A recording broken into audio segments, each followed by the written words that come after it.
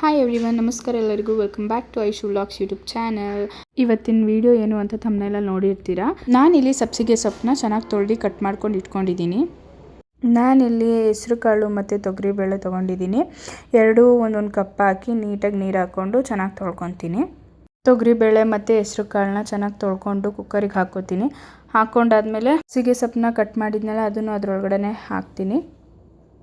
ಹಾಕಿದ್ಮೇಲೆ ನೀಟಾಗಿ ಮಿಕ್ಸ್ ಮಾಡಿ ಅದಕ್ಕೆ ರುಚಿಗೆ ತಕ್ಕಷ್ಟು ಉಪ್ಪು ಹಾಕ್ಕೋತೀನಿ. ಎಷ್ಟು ಬೇಕೋ ಅಷ್ಟು ಉಪ್ಪು ಹಾಕ್ಕೊಂಡು ಟೊಮ್ಯಾಟೊನೂ ಅದರೊಳಗಡೆ ಹಾಕ್ಕೋತೀನಿ.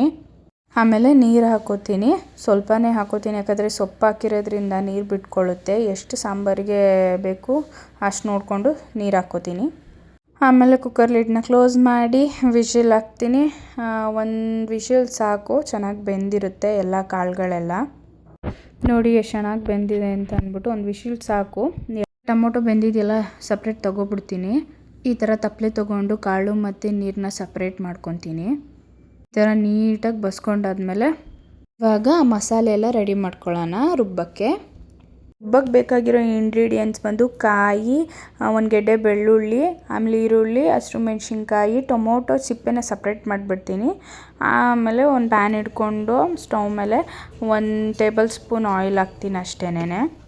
ಈರುಳ್ಳಿ, ಹಸಿರು ಮೆಣಸಿನ್ಕಾಯಿ, ಬೆಳ್ಳುಳ್ಳಿ, 1 ಸ್ಪೂನ್ ಜೀರಿಗೆ ಹಾಕ್ಕೊಂಡು ಚೆನ್ನಾಗಿ ಫ್ರೈ ಮಾಡ್ಕೊತೀನಿ ಬ್ರೌನ್ ಕಲರ್ ಬರೋವರೆಗೂ. ಆಮೇಲೆ ಒಂದು ಸ್ವಲ್ಪ ಹುಣಸೆಹಣ್ಣು ಈ ಥರ ನೆನೆಯಾಕಿಟ್ಕೊಂಡಿದ್ದೀನಿ. ಕಾಯಿನ ಮೊದಲಿಗೇನೆ ತರ್ತರಿಯಾಗಿ ರುಬ್ಕೊಂಡಿದ್ದೀನಿ. ಆಮೇಲೆ ಬೇಯಿಸ್ಕೊಂಡು ಇಟ್ಕೊಂಡಿದ್ನಲ್ಲ 2 ಟೊಮೊಟೊನು ಇದ್ರೊಳಗಡೆ ಆ್ಯಡ್ ಮಾಡ್ಕೊತೀನಿ. ಆಮೇಲೆ ಫ್ರೈ ಮಾಡ್ಕೊಂಡಿದ್ನಲ್ಲ ಬೆಳ್ಳುಳ್ಳಿ, ಜೀರಿಗೆ, ಹಸಿರು ಮೆಣಸಿನ್ಕಾಯಿ, ಈರುಳ್ಳಿ ಮತ್ತು ರುಬ್ಬಕ್ಕೆ ಸ್ವಲ್ಪ ಕಾಳು ಮತ್ತು ಸೊಪ್ಪನ್ನು ಹಾಕೋತೀನಿ. ಎಷ್ಟು ಬೇಕೋ ಅಷ್ಟು ನೀರು ಹಾಕ್ಕೊಂಡು ನುಣ್ಣಗೆ ರುಬ್ಕೋತೀನಿ. ಆಮೇಲೆ ರುಬ್ಕೊಂಡಿದ್ದಾದಮೇಲೆ ಬಸ್ಕೊಂಡಿರೋ ಅಂತಹ ನೀರಿಗೆ ರುಬ್ಕೊಂಡಿರೋಂತಹ ಮಸಾಲೆನ ಅದಕ್ಕೆ ಆ್ಯಡ್ ಮಾಡಿ ಮಿಕ್ಸ್ ಮಾಡ್ತೀನಿ.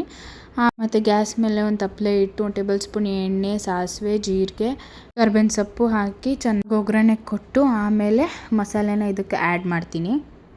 ಆಮೇಲೆ ರುಚಿಗೆ ತಕ್ಕಷ್ಟು ಉಪ್ಪು ಹಾಕಿ ಸ್ವಲ್ಪ ಅರಿಶಿನ ಹಾಕಿ ಬೇಯಬೇಕಾದ್ರೂ ಉಪ್ಪು ಹಾಕಿರ್ತೀವಿ, ಸ್ವಲ್ಪ ನೋಡ್ಕೊಂಡು ಹಾಕಿದರೆ ಆಯಿತು. ಸಾಂಬಾರು ಒಂದು ಸ್ವಲ್ಪ ಕುದಿಸಿ ಆಮೇಲೆ ಹುಣಸೆಹಣ್ಣು ನೀರು ಹಾಕ್ತೀನಿ.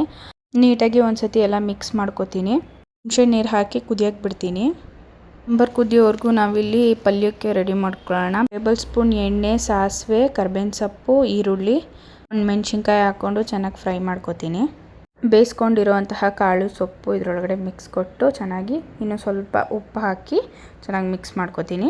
ಆಮೇಲೆ ಲಿಡ್ ಕ್ಲೋಸ್ ಮಾಡಿ 5 ಮಿನಿಟ್ಸ್ ಹಂಗೆ ಬಿಡ್ತೀನಿ. ಆಮೇಲೆ ಗ್ಯಾಸ್ ಆಫ್ ಮಾಡ್ತೀನಿ. ಪಲ್ಯಕ್ಕೆ ಒಗ್ಗರಣೆಗೆ 4 ಬೆಳ್ಳುಳ್ಳಿ ಜಜ್ಜಿ ಮತ್ತು ಲಾಸ್ಟಿಗೆ ಕಾಯಿ ತುರಿ ಹಾಕ್ಕೊಂಡ್ರೆ ಇನ್ನೂ ಸಖತ್ತಾಗಿರುತ್ತೆ ಪಲ್ಯ.